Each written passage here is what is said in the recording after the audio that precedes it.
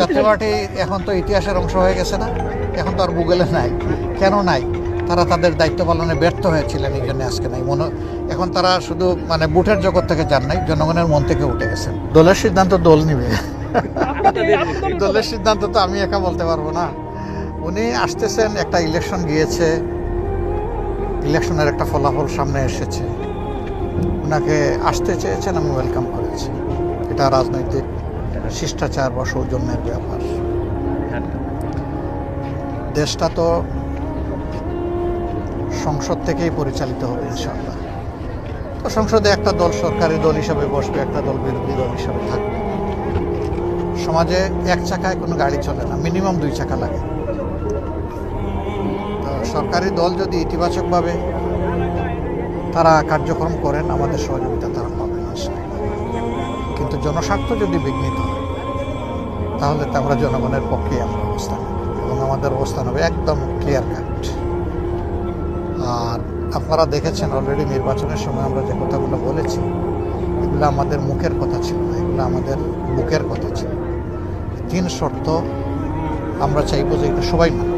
Number 1, এই society আগাগোড়া দুর্নীতিগ্রস্ত, দুর্নীতি থেকে বের হয়ে আসতে হবে। 2 নম্বর হচ্ছে বিচার বিভাগ, বিচার বলতে কিছুই নেই।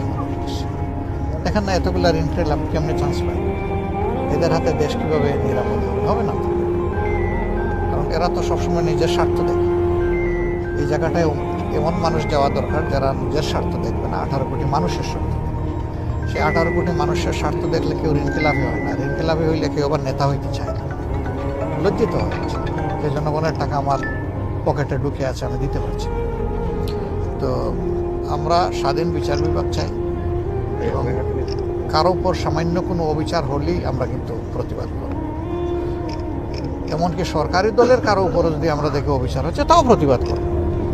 অবিচার আমরা মেনে নেব না কোনো অবস্থায়। আর তৃতীয়টা হচ্ছে সংস্কারের যে প্রস্তাবের উপরে গণভোট হয়েছে, এটা পুরাটাই করতে হবে। এর কোনো খণ্ডিত অংশ আমরা বাস্তবায়ন দেখতে চাই। কিন্তু তারেক সাহেব আমার সাথে কি আলাপ করবেন, এটা তো ওনার মনের ব্যাপার, আমি তো ওনার মনের ব্যাপার বলতে পারবো না।